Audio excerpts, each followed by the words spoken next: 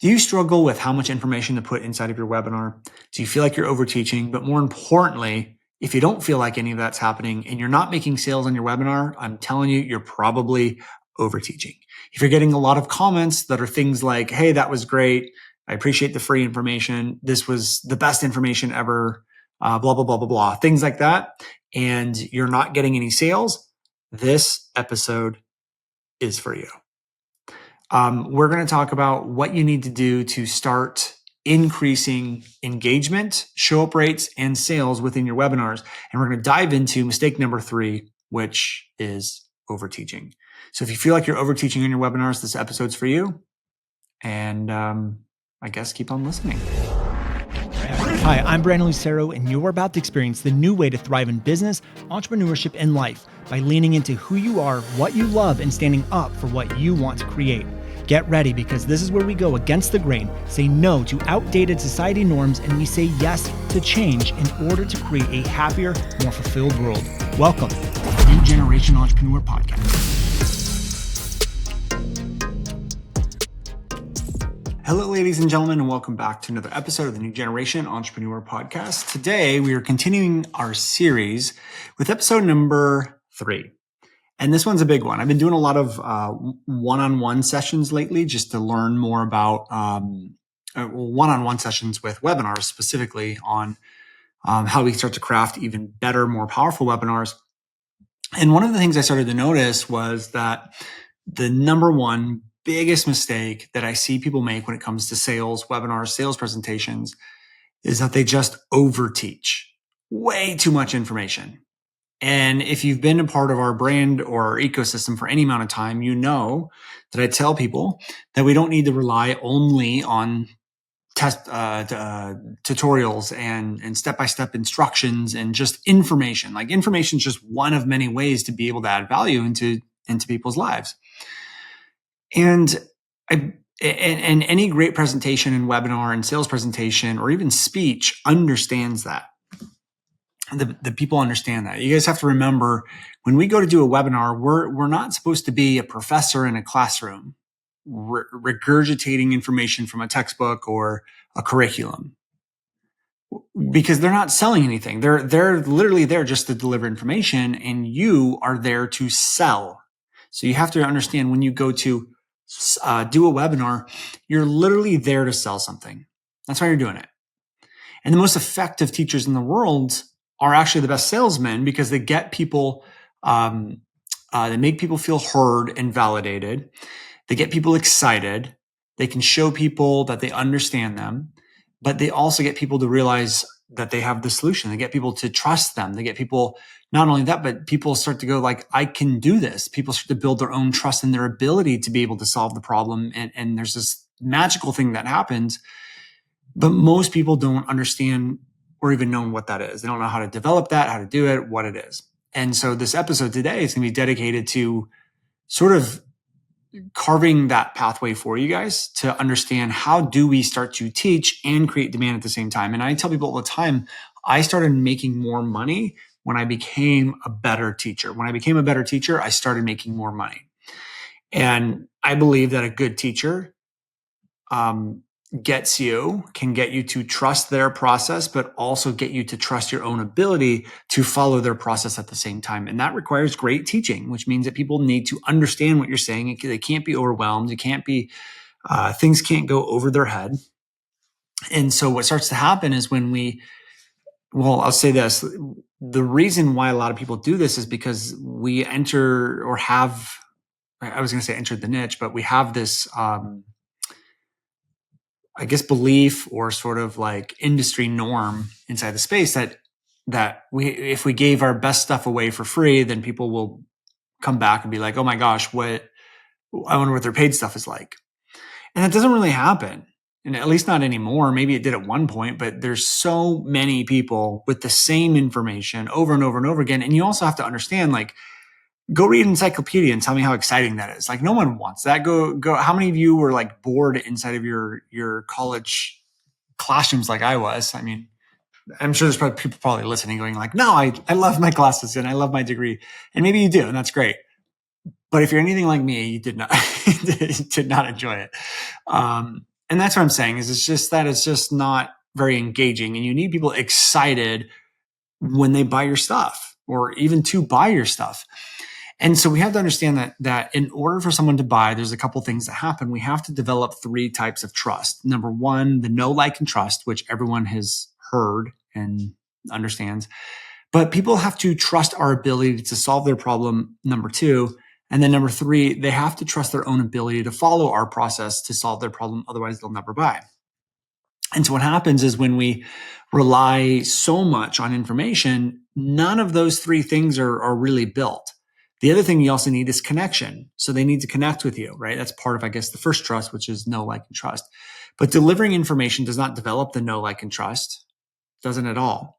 Number two, when you deliver information, the question, I guess, is do you develop trust in your process?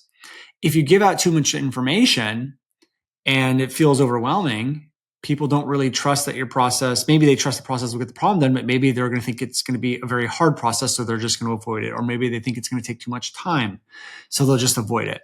And then number three is that if we deliver too much information and we put people into overwhelm, one of two things will happen. Number one, they'll either think they have everything they need and they'll leave. Well, actually, three things will happen. They either think they have everything they need and then they'll leave, number one. Number two, they'll think they have enough to get going right now. Like you gave them so much good information. They're like, I don't have time for a course or a program or a service because I'm just going to go and do these things now. Like I'm just going to try what I have. Okay, so that's number two. And then number three, which is I think happening more often than people like to admit or even realize, is that people lost my train of thought. Oh yeah, number three, people, when you put them in the overwhelm, people lose their trust in their ability to solve the problem. So they start to not trust themselves or their own ability. They think, I can't do this. It's too hard. If this is what it takes to solve the problem, I can't do this. I don't have, all of that stuff. So it becomes a really big problem when we continue to rely on information in order to help us sell. So, some of the things that I see people do is they regurgitate a lot of their own teachings from certifications. They're not bringing anything new to the table as well. So they aren't thinking about their own frameworks or philosophy or anything like that. You look at what we do. I have 4 quadrants of content. Connection, which I didn't invent content, but we do have our own unique process of what it is and how to do it. But then we look at educational as the second form of content. Again, we didn't invent educational content, but we do have a couple different versions of educational content you can do that we did create that have nothing to do with tutorials. So again, there's some uniqueness there. And then number 3 is thought reversal, which is 100% what we made up. It is our philosophy. Number 1 is also, or the next one, I've lost count. If you guys can't tell, this is a nighttime episode. It's if you're watching on YouTube. So I had a long day. So my brain is not working. I don't know what number 1, but it's either 1 or 4. But the last one, let's just do that. The last form of content is going to be self-diagnosing content, which again, we did create. That is our original framework or process for coming up with that. And so when I go to teach, it's like I'm also teaching something new. I'm not just regurgitating what I learned. I don't have any formal education in what I do today. It's just what I created. But again, I don't just get up there and regurgitate stuff. And if I do, this isn't 100% true, I guess, but because every once in a while I'll use someone else's stuff and I always give credit where credit's due. But I would say 90% of the time, I'm not just getting up and regurgitating information that I learned from a textbook. And obviously sometimes you do have to, like if you're in the health space or the medical space or the law or whatever, like there are things that you need to regurgitate. But a lot of the time you also just want to bring your own uniqueness and your own unique teachings to get people to like really get their mind blown. And that's really what we want, is how do we blow people's mind? And so in order to try to shift this around or to change it, and it's not really that hard, to be honest with you. Like the first thing you can do is just back up your teachings. So when I go to teach, I don't assume that someone's just going to believe me because I'm the person talking. I feel like I'm a lawyer trying to prove that this teaching works. And so what I would do is anytime I teach something, I always back it up with a story, a metaphor, an analogy, or even a case study example. And what a case study example is, like a student who got a result doing what you just taught. So if I said, hey guys, step one of getting more engagement on your videos is changing the titles, that's all I would do. That's as far as teaching goes for me. I might say, here's a quick framework, like do this, this, and this, but I'm not going to go into much more in depth than that. And that's just step one, right? And then I'm going to say, now here's Susie. If you look at this video here, it got like 10,000 views in the first 24 hours. You can see that she put the identity here, did that, structured the title this way. And then I'll say, and then Johnny over here got X, Y, and Z result, and he put the title here and that and this and that, blah, blah, blah, blah. So, or I would say, or create some sort of story or metaphor or counterexample or something along those lines that basically demonstrate that the teaching works and is true. And so what this does is, when you teach something, you're not relying on someone believing that you're telling the truth and you're the expert. What starts to happen is, when you back it up, the subconscious starts to make sense of it, and the subconscious can't argue with it. And so the subconscious starts to go, yeah, that makes sense. Yeah, I believe it. Okay, great. If I was to get up and say, how-to content is one of the worst things to do, you guys should be using thought reversals to shift your perspective. And then I followed it up with, like, when we look at Gary Vaynerchuk, like, here's a video that got 54 million views on it, and all he did was shift your perspective to get you to see something new. Now what's happening is the mind understands the teachings, but then sees the proof that the teaching's there. Now it's getting excited. Oh my God, this actually does work. This person really does know what they're talking about. And so that's why backing it up is so important, is because your teachings, number one, it takes up time, right? So it's going to take up time, which is really important inside of a webinar, because you have about 60 minutes. And so if you can take up more time, because what I notice is, what happens is people overteach inside their webinars because they're trying to make up time. They're like, how do I do this for 60 minutes, right? But if we can be more intentional with how we teach and more effective with how we teach, it actually eats up more time in the webinar, which by default gives you less time to try to stuff more information into your webinar. So backing up allows for the mind to make sense of it. Number two is, one of the things that I always like to do is I like to focus more on concepts versus like granular information, steps, and frameworks. And what I mean by concepts is that when I go in and let's just say I did a webinar on how to create engaging content, I'm not going to go in there and say, do this little thing here, do this little thing here, here's a script, here's a frame. No, I teach the concept. The concept is this. If I say, how do you create engaging content? Here's how I would say the concept, or when I teach concept, it would go something like this.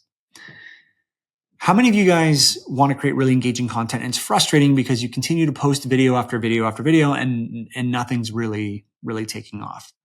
Now, look, I'm willing to bet that if you're doing that, a lot of your content is focused on information, delivering information through value, testimonials, case studies, and things like that. Now, we all know that doesn't work, because if we look at the top people like Gary Vaynerchuk and Brené Brown and Simon Sinek, they all have so many followers and so much engagement, but they're not doing tutorials. Now let's dive in a little bit into what Gary's doing. If we look here, here's a video titled X, Y, and Z. And if we dive in, you can see he's actually shifting perspective. You came in with the perspective of ABC, and you now afterwards realize that the answer actually is X, Y, and Z. He shifted your perspective. And then like when we look at this video, which is one of Simon Sinek's biggest videos with the most amount of views, you can see you came in with the perspective or the thought that this was the right way. And then you leave thinking, now knowing that this was the better way. So you can see that shifting perspective actually drives so much more engagement inside of content. Now, the question now becomes is, how do we shift perspective? We use something called a thought reversal. Now, I want you guys to see this video right here. This is my thought reversal here. And what you'll notice is I start with a belief and then I shift that belief by the end of the video. I did it here, blah, blah, blah, blah, blah. Okay. And end scene. Okay. So that's how I would teach it on a webinar. And it might go into like a quick framework or something like that. And even in that little example, I would probably draw it out a little bit more. But what I want you guys to realize, what I was doing was teaching concepts. I wasn't teaching granular structure. And so when we look at the concept, if you look at what I just did, what I was doing was starting my teachings with where the student was at, which is a problem. So I'm building that relevancy and that sort of connection and that validation with them. And I start there. You probably have doing this and you're experiencing this problem. But then I introduce them to a different concept or realization, which was when we look at these people over here, they're not doing the tutorials. I know what you're thinking and doing, but these people aren't doing it and they're at the top. And then I pull up the examples of here's what they did and da-da-da. Did you notice that they shifted perspective? Again, I'm teaching concept. The concept is shifting perspective drives engagement. So I'm teaching the concept. And then so on. So that's a quick example of how we would teach concept. But what I also do when I teach is I try to build in a lot of relevancy. I want people to be excited about the teaching. So every part of your webinar should be focused on the next part, meaning that you should be creating demand for the next part of your webinar. If you're on part one of your webinar, you should be creating demand for part two. So what I do when I go to teach a step or a phase or something like that, I always start with problems and mistakes. I always tell them things like, hey guys, we're going to get into step number 1 now. And if this is messed up, you're probably going to be experiencing this problem, and this problem. Put in the chat if you've been experiencing any of those problems. So now I'm engaging with them. And then I would say something along the lines of, and in order to fix it, most people are making this mistake. And they're doing this, this, and this, and this. And this could take up 5-8 minutes inside of a webinar. So I'd say, here's step 1. If this is off, you're making you're probably experiencing these problems. And in order to fix it, you're probably doing X, Y, and Z, and it's not working, right? So what I just did is took up about 5 minutes of time. I pulled them in and got them to recognize, yeah, that's me. Oh my gosh, I'm doing that. So now there's relevancy.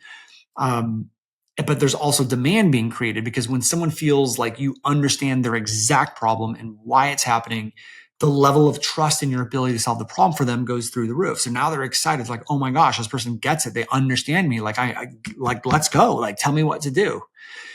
And then after that, what I do is say, so that's why step number 3 is so important. And then I teach the concept. And then what I'll do is I'll back it up with a case study, example, metaphor. And that is the ultimate way to teach, because you're not really teaching the granular, which means that they still need the granular, which is what your course is going to do. You're getting them excited. You're building relevancy. You're making them feel heard and validated and understood.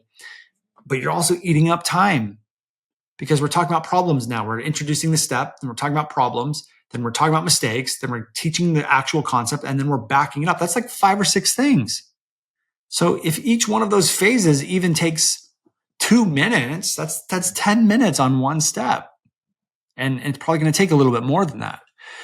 It's probably going to take a lot more than that, actually. So when you start adding in all of these different elements into your teachings, not only are you keeping people more engaged, not only are you making it feel more relevant to them, but you're also becoming a more effective salesperson.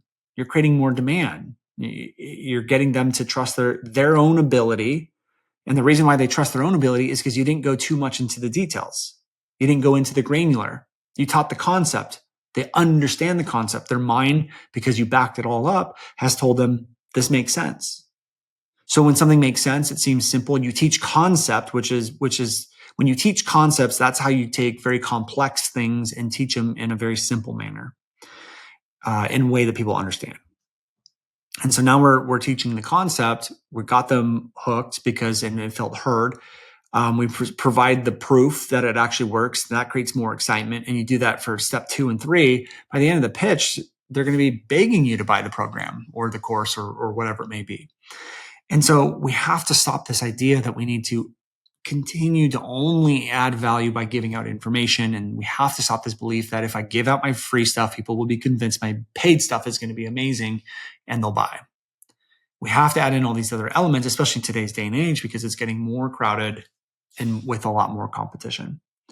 So that is mistake number 5, is I just see people overteaching way too much inside of their content, but more specifically inside of their webinars.